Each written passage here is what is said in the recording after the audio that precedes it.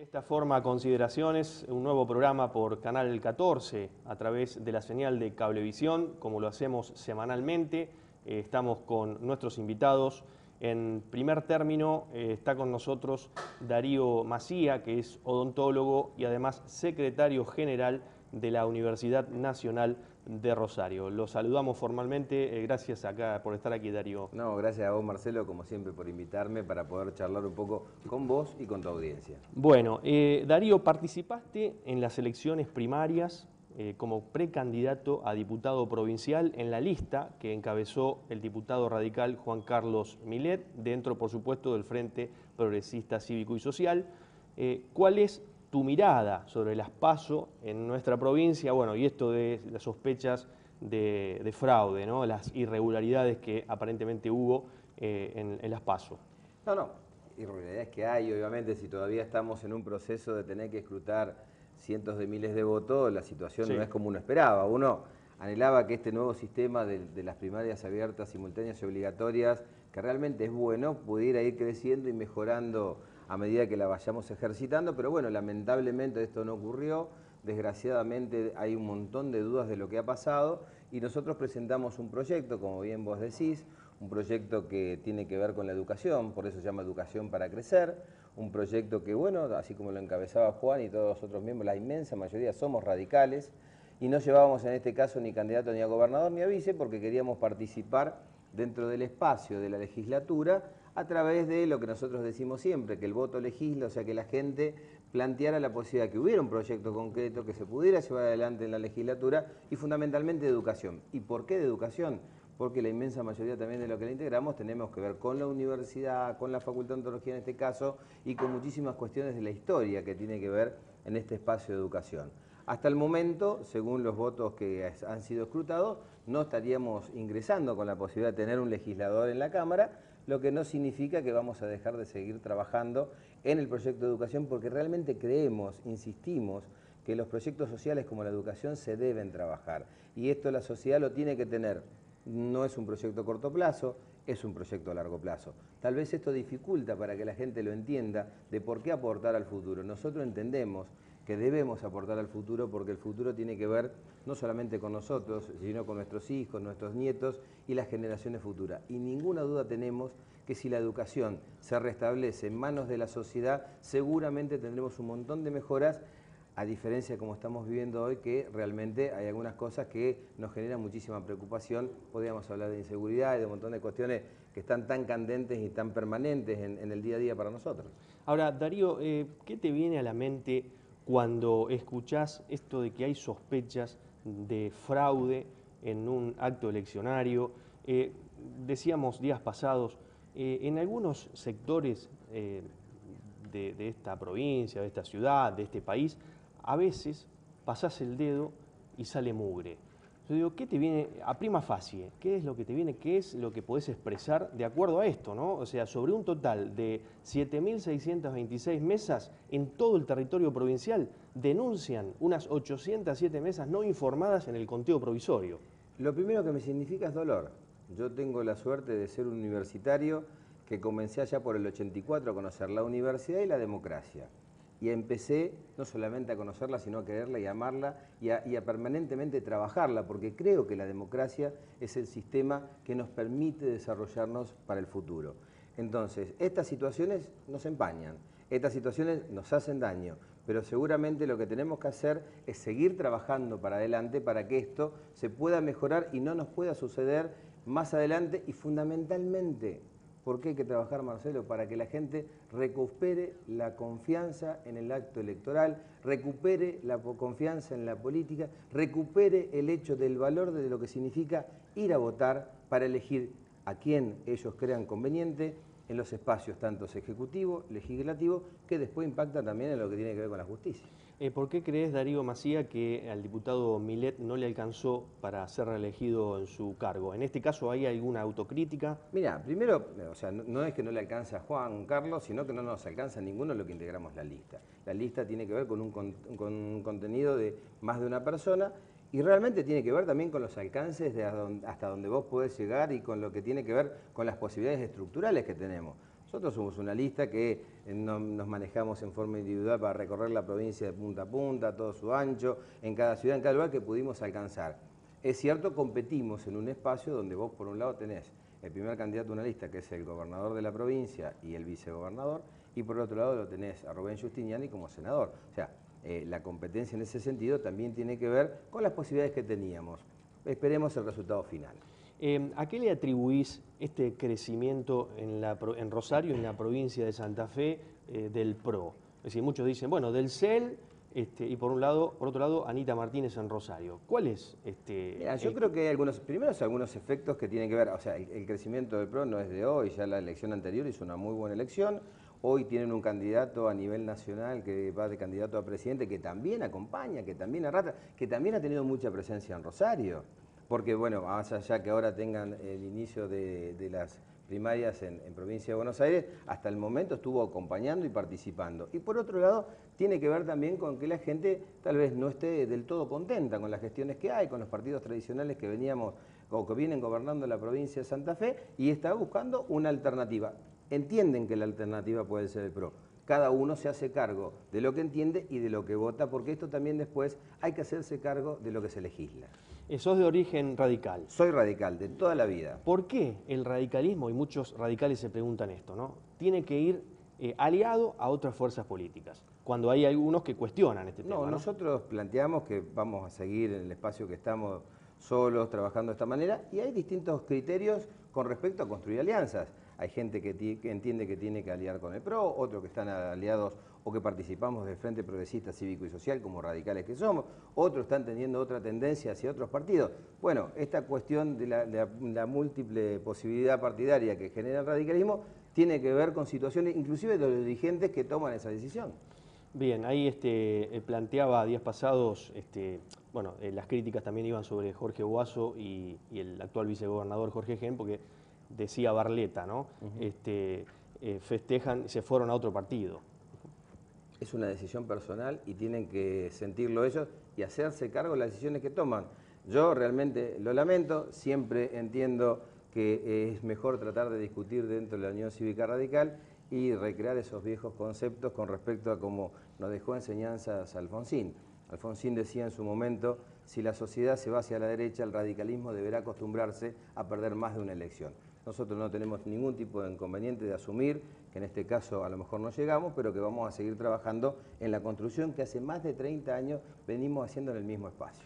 ¿Notás que mucha gente ha perdido el entusiasmo para ir a votar, para cumplir Sí, con hay mucha apatía. Tenés que trabajar mucho con la gente, tenés que contarle, tenés que decir, porque realmente tiene un grado de descreimiento. Estas situaciones abundan ese descreimiento, lamentablemente, esto que ha pasado, de que hay dudas, de que hay un montón de miles de votos que no se escrutaron, las urnas que no llegaron, nos hace recordar cuando se decía que andaban las urnas en el río Paraná dando vuelta en su momento. O sea, esta provincia tiene una historia que lamentablemente las elecciones han tenido algunas situaciones siempre de crisis y esto alimenta desgraciadamente el descreimiento, fundamentalmente del valor que le tiene que dar la gente al valor al voto.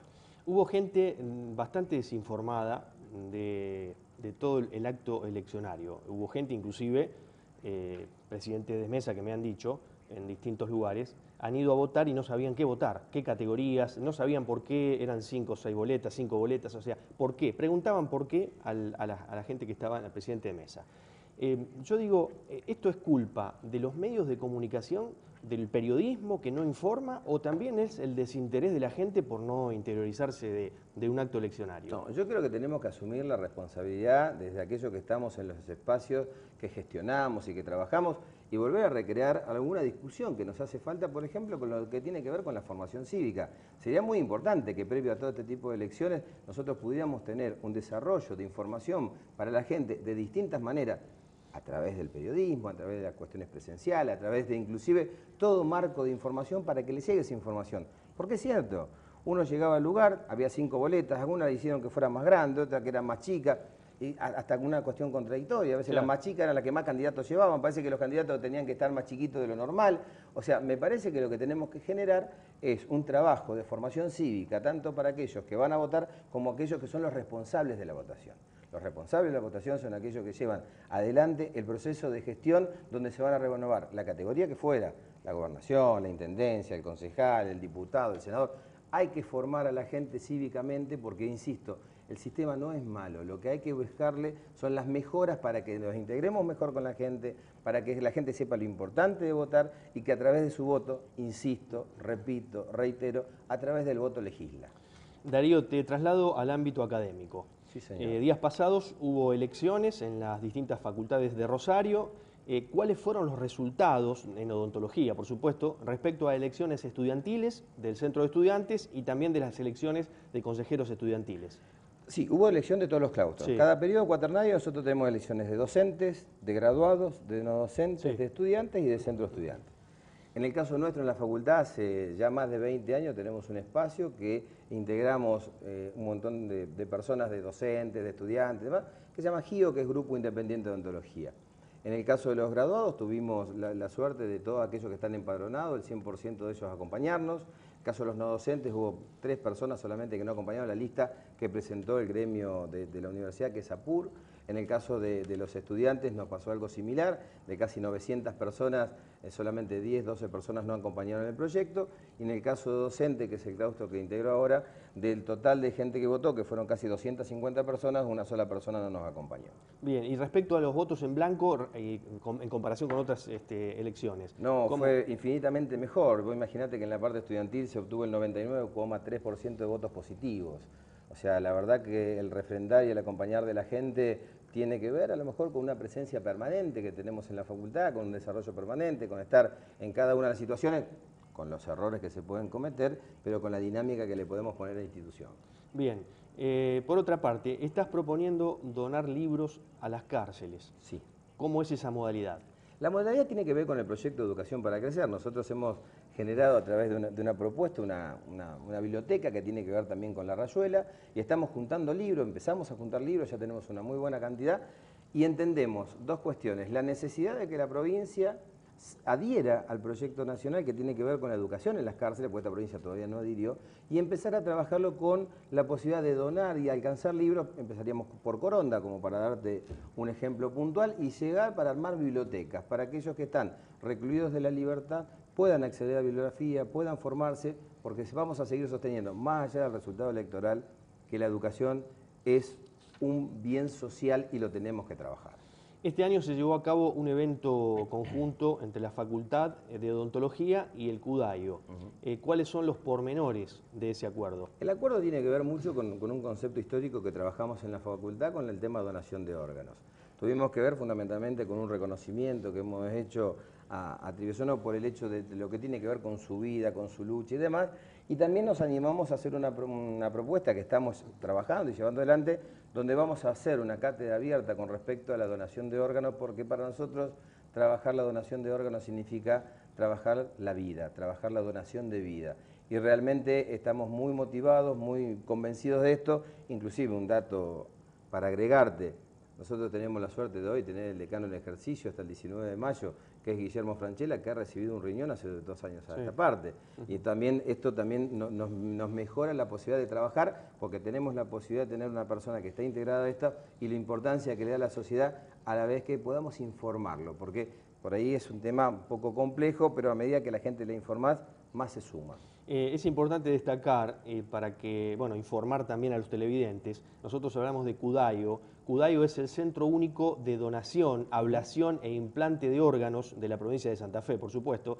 Es el encargado de promover la donación de órganos para trasplante. Y los porcentajes de crecimiento, por ejemplo, este año han sido muy, muy buenos. Si vos medís en los últimos años cómo crece la posibilidad de que la gente se incluya en la donación de órganos, la cantidad de órganos que se donan, la cantidad de posibilidades de donar vida que hay, es muy significativo.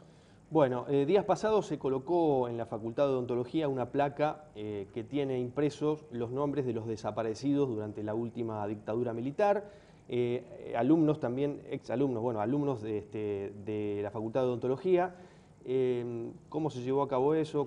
Sí. ¿Cuándo fue? A ver, la aclaración es que en realidad la reubicamos a la placa, porque la placa ya hacía unos cuantos años que estaba y nos quedó en un espacio donde por distintas cuestiones que se van agregando, equipamiento y demás, quedaba un poco oculta. Nos parecía que no era importante reubicarla para que quede a la imagen y a la memoria de la gente, aparte de poder agregar algún nombre que nos faltaba, porque nosotros realmente de estas situaciones nos nutrimos de la información que nos dan.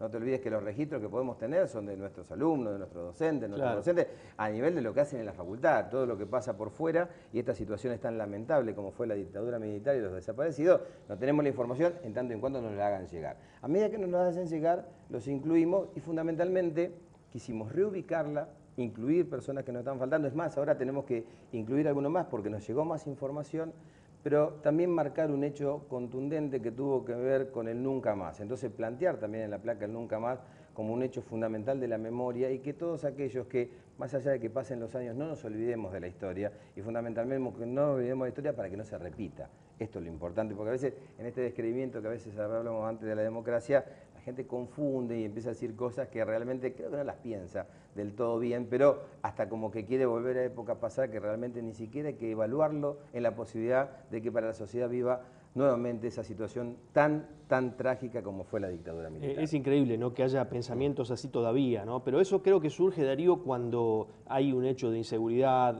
un hecho lamentable, o bien arrebatos. Enseguida la gente creo que es inmediato esto de decir, y bueno, que vuelvan los militares. Es la frase que sale, está muy digamos, acuñado, desgraciadamente, claro, porque creo, insisto, no están evaluando lo que están diciendo porque la inseguridad es cierto, lamentablemente los arrebatos existen, tenemos que trabajar sobre todo eso, por eso insistimos en la educación, claro. Más allá de que sea a largo plazo, tenemos que buscar la forma de que hablemos todos el mismo idioma y tengamos todos objetivos similares, porque a ver si lo comparamos, nosotros normalmente buscamos la forma de que todo el mundo tenga su trabajo, tenga su hogar, y cuando vos hablas con la gente que está recluida a la libertad, te dice, esos son los objetivos de vida que tienen ustedes. Yo me crié pensando que, por ejemplo, aquel que había tomado rehén en un banco era un líder impresionante.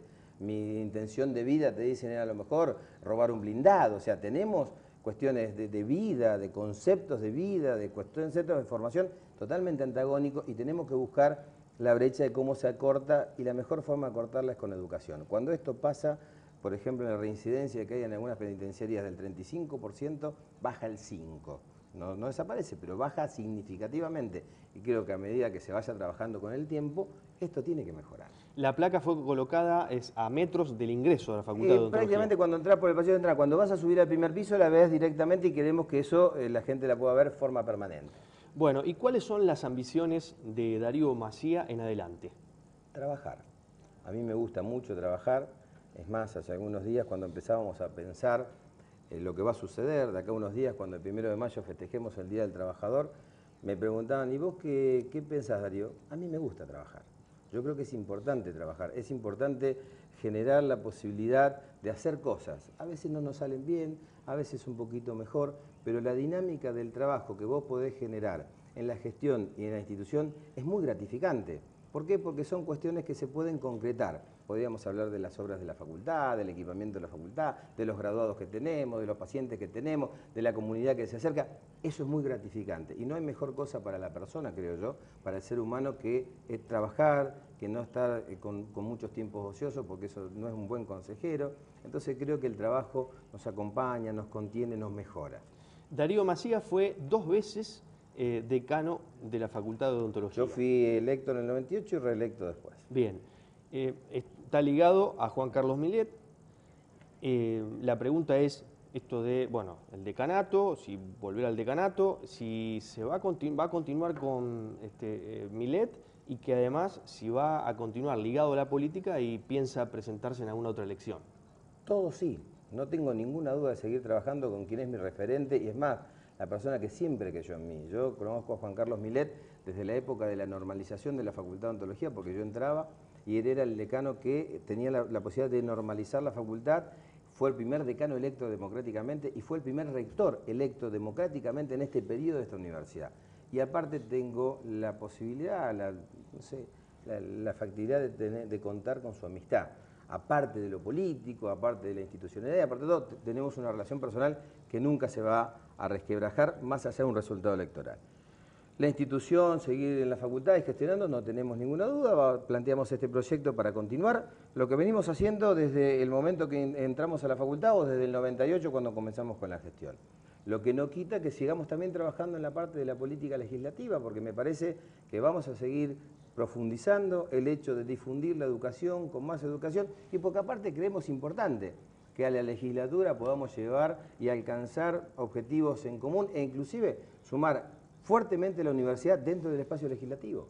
Bien, y por último, un defecto y una virtud de Darío Massía.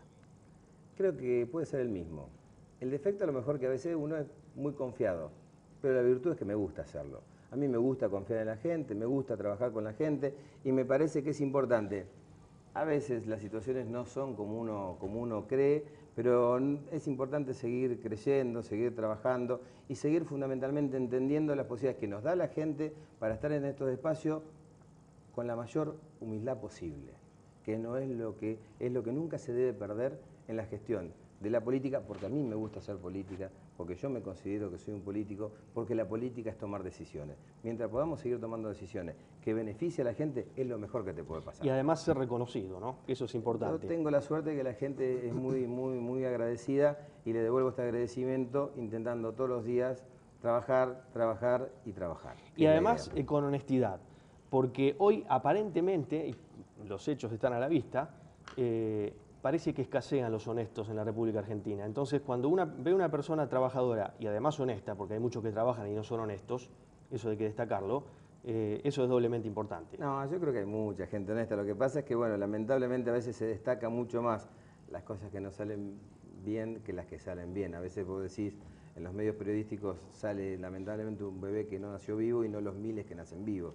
Yo creo que hay que recuperar la confianza, las ganas, el ímpetu, porque aparte vale la pena vivirlo así y parafraseando como te dije en alguna reunión anterior, lo dijo en su momento Sarmiento, la educación es un partido político en sí mismo, fundamentalmente de aquellos que tenemos hijos. Y como tenemos hijos, nietos, primos, lo que fuera, tenemos esa posibilidad de hacer mucho por ellos, no solamente por el presente, sino fundamentalmente por el futuro. Dijo Sarmiento, todos los problemas son problemas de educación. Gracias, Darío Massía, muy amable. Gracias, Marcelo, como siempre. Bueno, pasó por consideraciones el doctor Darío Massía, odontólogo, secretario general de la Universidad Nacional de Rosario. Nosotros vamos a hacer una pausa. Cuando nos reencontremos va a estar acá el doctor Gonzalo del Cerro, médico psiquiatra, fue concejal de la ciudad de Rosario. Volvemos enseguida.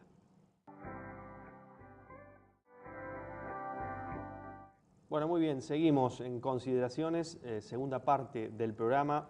Reiteramos, está con nosotros el doctor Gonzalo del Cerro, es médico psiquiatra, fue concejal de Rosario, es radical y forma parte del espacio del Frente Progresista Cívico y Social. Es uno de los vicepresidentes de la Convención Provincial de la Unión Cívica Radical. Lo saludamos formalmente, gracias por estar aquí nuevamente. Muchas gracias y espero poder responder a las cuestiones del momento, sobre todo. Tema candente. Por supuesto. ¿Qué lectura hace de las PASO en la provincia de Santa Fe, teniendo en cuenta, bueno, esta sospecha de fraude electoral, ¿no? Bueno, la sospecha de fraude solamente la ha emitido una sola persona y creo que la ha emitido hoy. No estoy tan seguro como para decirlo, pero escuché en la radio que la palabra fraude, el primero que la usa es el señor del CEL. Hasta este momento los otros candidatos como Perotti en la mesa que informaron y que informaron en la Cámara de Diputados de la Nación se cuidaron de decir que había errores, que había irregularidades. Irregularidades fue la palabra más frecuente, pero de irregularidad a fraude hay una distancia muy grande. Así como yo creo que las autoridades electorales se tienen que hacer cargo ante la ciudadanía de demostrar de que las irregularidades no conforman un fraude, también espero la solidez moral de que aquellos que hablan de fraude se retracten si no esto no se demuestra. Porque acá las palabras son palabras que transmiten conductas, que transmiten valores, que transmiten una actitud ética de cómo hacer las cosas y que transmiten también un valor que es moral de hacer las cosas bien o mal. Es decir, que entonces aquel que emite una palabra tiene que también ser capaz de demostrar que lo que emite es cierto, y que si no es cierto tiene que retractarse públicamente porque empieza a ser fraudulento él cuando dice algo que no corresponde. Es decir, si en este momento la sospecha de fraude que alguien cree está instalada en las autoridades electorales, la palabra se va a trasladar al otro, al que dice que hubo fraude y no lo hubo. De manera tal de que hay dos procesos. Ahora hay uno que lo tienen que demostrar las autoridades electorales y esto no tiene de ninguna manera, mi reflexión no tiene ninguna condición de ser una excusa, sino de que cuando en la política se instala una crisis, ¿no es cierto?, en la crisis tienen que ser responsables todos de resolver la crisis. Entonces, se ha instalado una crisis de confiabilidad. Entonces tenemos que responder todos, los que denuncian y los que tienen que responder, pero ambas partes. No hay ninguno exento de la palabra. Ahí se especula con que en 11 días se van a saber los resultados definitivos. Yo creo que mucho antes, yo creo que el lunes o martes vamos a tener los resultados definitivos, como dice la ley. Hay un escrutinio provisorio y hay un escrutinio definitivo. Uno se llama provisorio por algo y el otro se llama definitivo por algo. Entonces, si hay una ley que dice que hay dos escrutinios, disculpe, esto tenemos que tenerlo presente también, ¿no es cierto? Por algo se hacen las cosas de esta manera, ¿no? Por algo se dice que hay algo que es provisorio y por algo se dice que hay algo que es definitivo, ¿no? Ahí el gobernador Antonio Bonfatti decía horas atrás que, bueno, culpabilizaba un poco a los presidentes de mesa y además a la difusión en Buenos Aires en contra del gobierno provincial constantemente. ¿Esto es tan así? Es decir, ¿es permanente? ¿Y tan responsables son o tan culpables son los presidentes de mesa cuando hubo...? Yo creo que pueden ser responsables de algunos errores, ¿no es cierto? Pueden ser responsables, pero bueno, de ninguna manera culpables. Pueden ser responsables, pueden haber cometido algunos errores. Hay errores que serán subsanables y otros que no serán subsanables. Hay errores que pueden ser de lectura, que no pueden ser de información, pueden ser de errores de lectura, de la información que se vuelca.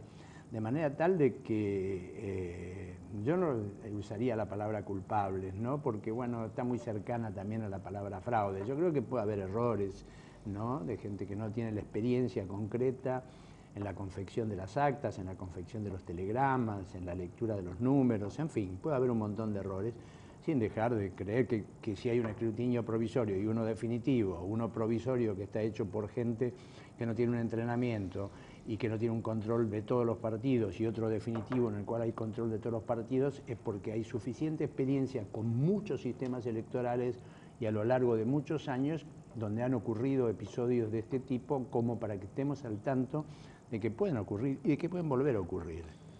Respecto al escrutinio... Hace poco ocurrió en Salta con el sistema electrónico también, así que de manera tal de que no son solamente las personas, aparentemente, sino que también las máquinas, cuando las manejan las personas, pueden falsear resultados. Así que... en realidad, basándonos en los resultados o el escrutinio provisorio, ¿por qué cree Del Cerro que Mónica Fein no hizo una muy buena elección? Mónica Fein, primero hay que tener en cuenta las PASO, ¿no? Las PASO son elecciones internas. De manera tal de que Mónica Fein, uno podría decir, ¿contra quién compitió Mónica Fein? ¿Compitió contra todos o compitió contra Pablo Hapkin? Es decir, de manera tal de que uno tiene que tener en cuenta eso. Si uno mira contra quién compitió dentro de su propio espacio, que era lo que realmente compitió contra Pablo Hapkin y ella fue una triunfadora con un margen. Ahora, si uno la usa para extender a esto y para hacer pronóstico de lo que va a ser la elección general, creo que está utilizando esto de modo publicitario, ¿no es cierto? Y habrá que ver qué pasa en el futuro, ¿no es cierto? Porque, por supuesto, acá la doctora Fein no podía salir a discutir con Anita Martínez, no podía discutir con el doctor Zuckerman, no podía salir a enfrentarlos a ellos porque no eran sus rivales en este momento, sino que su rival en todo caso era alguien de su propio espacio como era el doctor Hapkin. Así que creo que extender las consideraciones es un lindo juego, es atractivo, se puede hacer, pero no es representativo de la realidad política y de todas las cuestiones que se pueden llegar a esclarecer en una campaña donde cada uno tenga que decir sus verdades. Le cuestiona a mucha gente a Mónica Fein haber salido tempranamente a decir ganamos. Bueno, si eso fue un error, no me parece que sea lo más importante para juzgar una intendencia y para juzgar un proyecto de intendencia de una ciudad. Yo creo que habría que poner el acento para juzgarla a la doctora Fein en otros aspectos de su gestión. Creo que la oposición tendría que mirar otros aspectos de la gestión para juzgarla, no si fue temprano, si fue un rapto de optimismo, si fue una ansiedad desmedida, si fue una jugada política. Siempre la sospecha de creer que es una jugada política, de que se va a influir a partir de difundir un número, se va a influir en la gente y se va a influir en los que votaron unas horas antes y en el conteo de votos, es una sospecha de fraude, que se está tratando de influir. ¿En quién se está tratando de influir anticipando un resultado? Calmar la ansiedad, es decir, evitar que esto provoque algunos fraudes históricos en la Argentina, como mencionaba el doctor Macías hace un rato, cuando en algún momento se sospecharon que se tiraron urnas al Paraná, en alguna intendencia, que creo que era el doctor Milano, el que era el candidato a intendente del radicalismo. En fin, creo que hay algunas sospechas que hacen de que se juegue a esto también, ¿no? Bien. Pero no creo que sea el modo de juzgar a la doctora Fein. Creo que hay que juzgarla por cómo llevó adelante todos los aspectos de la ciudad y ningún aspecto en particular, sino todos en general. ¿Usted no cree que hubo un voto bronca? Sí, creo que la ciudad de Rosario está atravesando una crisis importante. Lo está atravesando, por supuesto, la Argentina, ni contar, ¿no? Pero acá en la ciudad de Rosario el tema de la inseguridad y de la violencia ligada a la inseguridad y de la violencia ligada al narcotráfico ha sido fuerte, en el desprestigio de las autoridades locales, cuando en realidad son a lo mejor el tercer o cuarto lugar en orden de responsabilidades, ¿no?, con respecto a este punto. Pero de todas maneras la gente tiene derecho a quejarse y a exigir de la intendenta que no sé si se haga cargo, porque no es verdaderamente la palabra, pero sí que ponga énfasis en que los que se tienen que hacer cargo lo hagan. En este orden de prelación estaría el gobernador y la presidenta de la República, que en el control de la seguridad de Rosario, salvo un momento dado que mandó la gendarmería, ha brillado por su ausencia, el compromiso nacional acá. Bien, el 14 de junio, como todos sabemos, habrá elecciones generales en nuestra provincia. La duda es si los votos que ha captado Pablo Hapkin van a ir a Mónica Fein o a Anita Martínez. Si los ha captado Pablo Hapkin y los ha captado por el discurso y por la propuesta del Frente Progresista, porque el Frente Progresista tiene un programa, no es el doctor Hapkin o no es el doctor Bonfatti o no es Gonzalo del Cerro, cualquiera, hay un programa, hay partidos comprometidos con un programa. Uno cree que los ha captado por ese programa que lleva adelante el Frente Progresista, que lleva hace muchos años en la ciudad y que lleva hace algunos años en la provincia, y que también pretende que se instale a nivel nacional, por lo menos discursivamente, en este momento, lo que es un programa de políticas públicas, un programa de transparencia institucional, un programa de compromiso con derechos y un programa de compromiso con la democracia, como tiene el Frente Progresista. Entonces yo creo que nosotros desde ese lugar aspiramos no a que se personalicen las cosas en la figura del doctor Hapkin, del doctor Barletta o del doctor Bonfatti, sino de que todas estas cuestiones sean cuestiones más establecidas como razonamientos y como compromisos políticos y como compromisos de hacer las cosas en un sentido. De manera tal de que no tendríamos que dudar de que, y yo creo que es así, porque lo conozco personalmente también, de que es un hombre que está comprometido con estas ideas. Bien. Del Cerro, ¿cómo evalúa usted este crecimiento de tanto Anita Martínez en Rosario como de Miguel del Cel en la provincia de Santa Fe? Yo creo que Anita Martínez es una novedad. Es decir, no podemos hablar de crecimiento, sino podemos hablar de una muy buena elección. De Del Cel, que ya es la segunda vez que se presenta, uno podría hablar de que por lo menos se confirma de que tiene un atractivo importante dentro de la sociedad. Yo no sé si diría crecimiento, porque vuelvo a decir, estas son las PASO. En las PASO hubo mucho, el número de votantes fue el 66%, hay un 15% menos que lo que son en las elecciones generales, donde el número de votantes oscila entre el 80 y el 85%, acá votó el 66%. De ese 66% hubo un 10% de votos en blanco, de manera tal de que todavía hay mucho que pensar para las próximas elecciones del 14 de junio, de cuáles son el número de votantes y cuáles son la comprensión que tuvo la gente de las PASOs, que es absolutamente diferente que el compromiso que la gente tiene en la República Argentina con las elecciones generales. ¿Y los votos de Anita Martínez qué serán? ¿Un techo o serán un piso? Realmente, bueno, veremos qué quiere decir la palabra cambio, que es un poco, digamos, la bandera. Yo creo que hay 2 meses por delante y esa palabra cambio tiene que mostrar sus contenidos, que vamos a cambiar la política de salud de la ciudad, vamos a cambiar la política de transporte de la ciudad, vamos a cambiar la política de acción social de la ciudad. ¿Cómo la vamos a cambiar? ¿Cuáles son los recursos económicos? ¿Cuáles son las tasas? ¿Cuál es el presupuesto? ¿Cuáles son las formas? Es decir, hay muchas cosas que en estos 2 meses de debate, tanto entre los candidatos políticos como los medios, tenemos que ver los contenidos de esa palabra cambio. Usted dice que no hay una alternativa. Yo creo que la palabra cambio hay que explicitarla. Yo creo que hay que explicitarla. Porque dicha cambio, tanto en el orden nacional también digo lo mismo, ¿no? Es decir, cambio puede significar tantas cosas, que de manera tal de que creo que es una obligación político-moral decir qué queremos decir con la palabra cambio. Cambio quiere decir yo quiero este cambio. No voy a hacer más seguridad, porque más seguridad lo puede decir, seguimos en el mismo nivel de generalización que no aclara nada. Es decir, cuando decimos más seguridad tenemos que decir, bueno, más policías. Claro. ¿Con qué formación? ¿En cuántos meses? ¿En cuántos años? ¿En qué tiempo? ¿Con cuánto dinero? ¿Con cuántas cosas? ¿Con cuántos impuestos? ¿Dónde vamos a pagar estos impuestos? ¿Quién los va a pagar? ¿Cómo se van a aprobar en las cámaras? ¿Cuáles son el compromiso de las otras fuerzas políticas para actuar así en el Consejo Deliberante o para actuar así en las cámaras?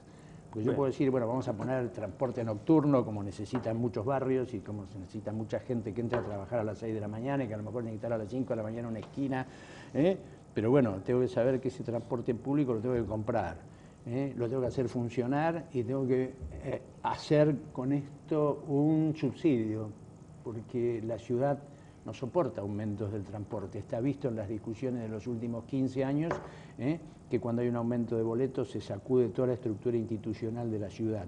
Y no está mal que se sacuda, pero hay que tener dinero de dónde sacar los subsidios también, como ocurre en otros lugares del mundo.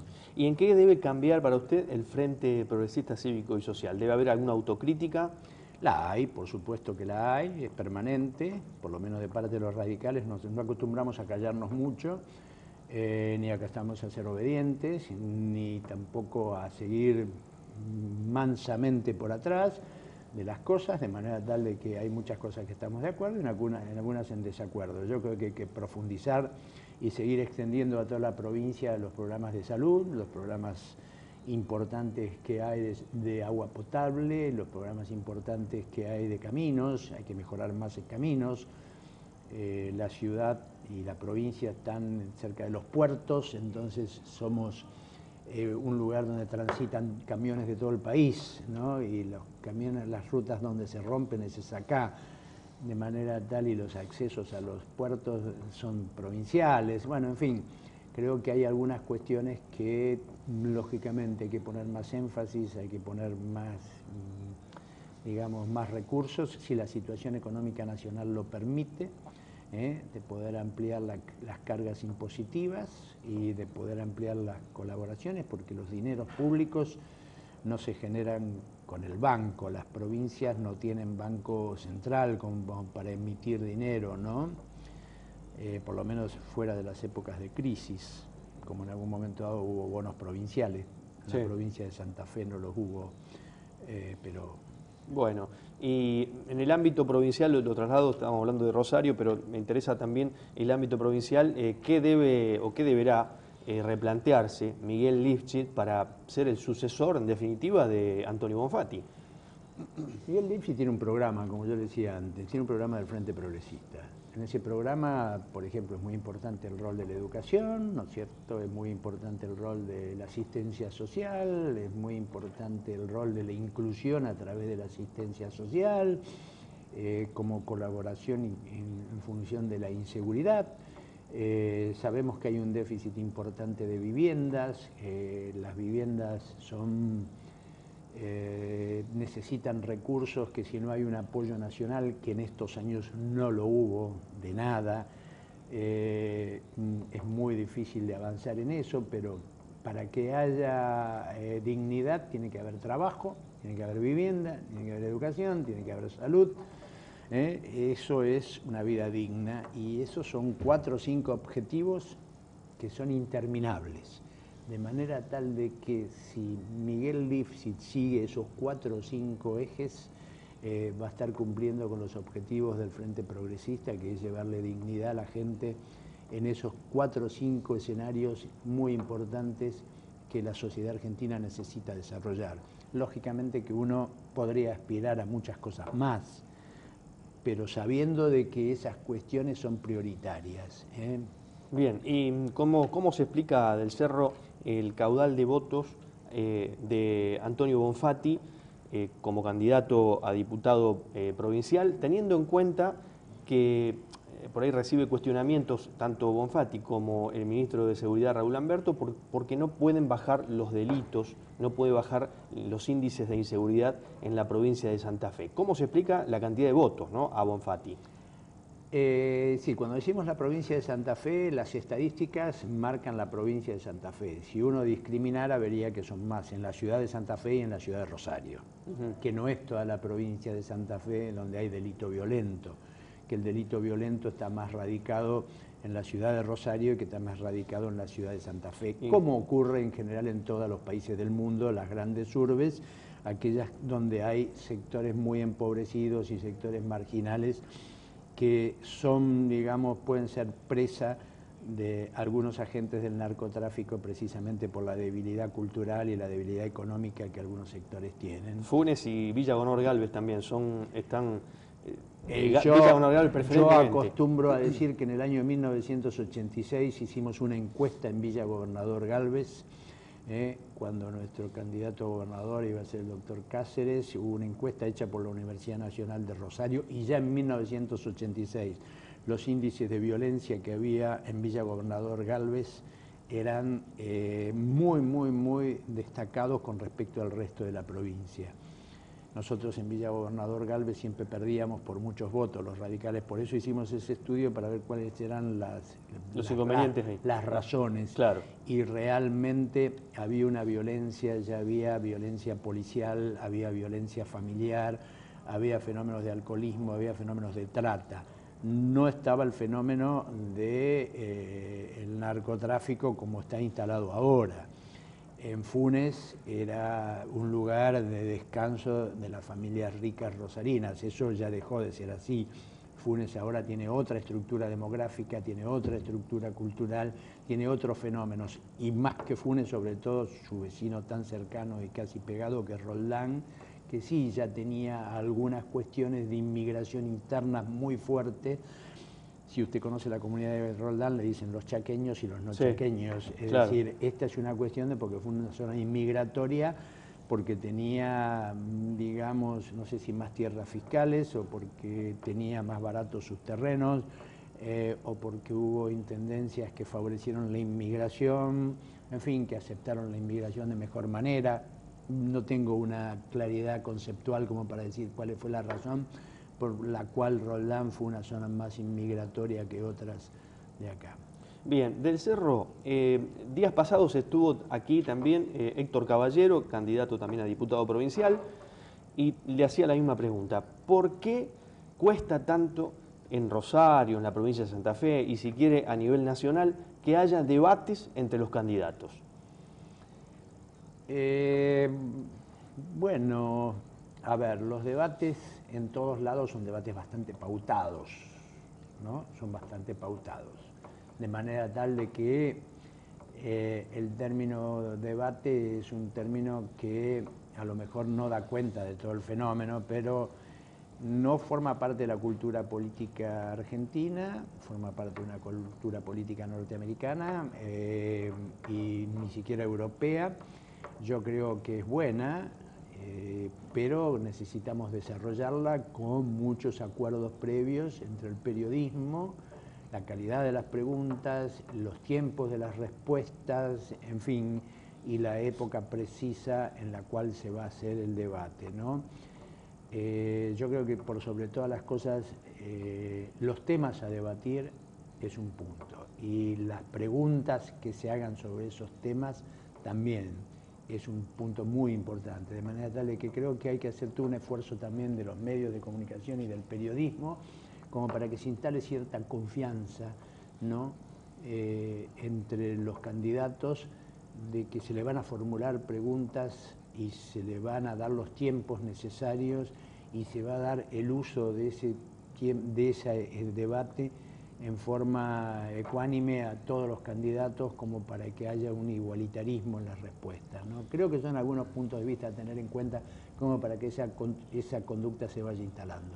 Respecto al PRO, esto que dice usted, bueno, que no dice, usted dice que no hay crecimiento del PRO. No digo que no haya crecimiento, digo que todavía, por lo menos en la provincia de Santa Fe, ¿no es cierto?, tenemos alguien que consolidó sus votos y alguien que es emergente, que es Anita Martínez. Y con figuras menos conocidas, ¿al PRO le hubiera llevado más tiempo consolidarse?